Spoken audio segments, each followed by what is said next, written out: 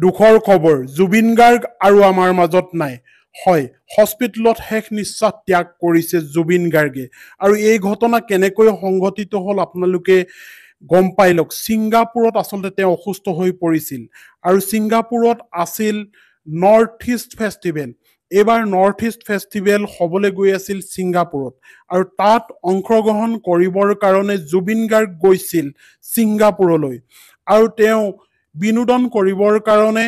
তেখেতে সাগৰৰ পাৰলৈ গৈছিল আৰু স্কুবা ডাইভাৰিং যিটো কয় ধৰক পেৰাগ্লাইডিং যিটো কোৱা হয় আকাশত উৰে সেইটো কৰিবৰ কাৰণে তেখেতে তাত উপস্থিত হৈছিল আৰু তেওঁ আমি শুনামতে দুবাৰকৈ তেওঁ সেই ড্ৰাইভিং কৰিছিল স্কুবা ড্ৰাইভিং কৰিছিল আৰু সেই ড্ৰাইভিং কৰোঁতে প্ৰথমবাৰ তেওঁৰ সুকলমে আচলতে অৱতৰণ কৰিছিল তলত ছেকেণ্ডবাৰ যেতিয়া তেওঁ ওপৰলৈ উঠিল ওপৰলৈ উঠাওঁতেই তেখেতে তললৈ সৰি পৰিল আৰু পানীত পৰিল আৰু পানীত পৰাৰ পিছত তেখেত বহুত বেছি অসুস্থ হৈ গ'ল আৰু অসুস্থ হোৱাৰ পিছতেই তেওঁক লৈ যোৱা হ'ল মেডিকেললৈ আৰু মেডিকেললৈ লৈ যোৱাৰ লগে লগে তাত পৰীক্ষা নিৰীক্ষা কৰা হ'ল ট্ৰিটমেণ্ট দিয়া হ'ল কিন্তু বেয়া খবৰটো আহি পৰিল যে জুবিন গাৰ্গ আৰু আমাৰ মাজত নাই সঁচাকৈ গোটেই অসমৰ ৰাইজে বৰ্তমান সময়ত হিয়া ঢুকিয়াই কান্দিবলগীয়া হৈছে সকলোৰে বেয়া লাগিছে আমি কোনেও আশা কৰা নাছিলো যে জুবিন গাৰ্গ এনেকৈ আমাৰ মাজৰ পৰা ইমান সোনকালে কম সময়ৰ ভিতৰত হেৰাই যাব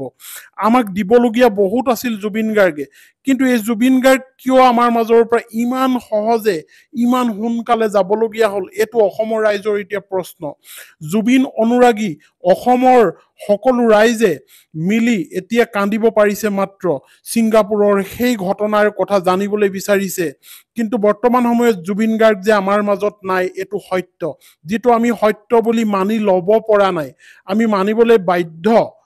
কিন্তু এই জুবিন গাৰ্গে আমাক খুব কম সময়ৰ ভিতৰতে বহুত এনেকুৱা সৃষ্টিৰাজি দি গ'ল যিখিনি সৃষ্টিৰাজিয়ে অসমৰ সাংস্কৃতিক ভঁৰাল সদায় চহকী কৰি ৰাখিব কিন্তু আমি আচৰিত হৈছো যে জুবিন গাৰ্গক কিয় সেই পেৰাগ্লাইডিং বা স্কুবা গ্লাইডিঙৰ তালৈ লৈ যোৱা হৈছিল বা তেওঁ কিয় যাবলৈ বিচাৰিছিল তেওঁ আচলতে মনটো তেনেকৈ আছিল জীৱনটো উদযাপন কৰিব লাগে জীৱনটো ফূৰ্তি কৰিব লাগে তেখেত তেনেধৰণৰ মানসিকতাৰ মানুহ আছিল আৰু প্ৰতিটো মুহূৰ্তত তেওঁ দুখ কৰি নাথাকে সদায় ফূৰ্তিৰে থাকিবলৈ বিচাৰে কিন্তু সেইটোৱে তেওঁৰ কাৰণে এটা মৰাত্মক আছিল তেওঁ সেই গ্লাইডিং কৰিবলৈ যোৱাৰ লগে লগেই তেখেতৰ এই ঘটনাৰ কথা অসমবাসী ৰাইজে আচলতে খবৰটো পালে যিটো খবৰে গোটেই অসমবাসীক বৰ্তমান সময়ত কন্দুৱাইছে গোটেই জুবিন গাৰ্গৰ যিসকল প্ৰেমিক আছিল সকলোকে কন্দুৱাইছে আমি কোনো পধ্যে মানি ল'ব পৰা নাই জুবিন গাৰ্গৰ সেই খালী ঠাইখিনি কোনে পূৰণ কৰিব সৌহিদিনা ভূপেন হাজৰিকা হেৰাই গৈছে আমাৰ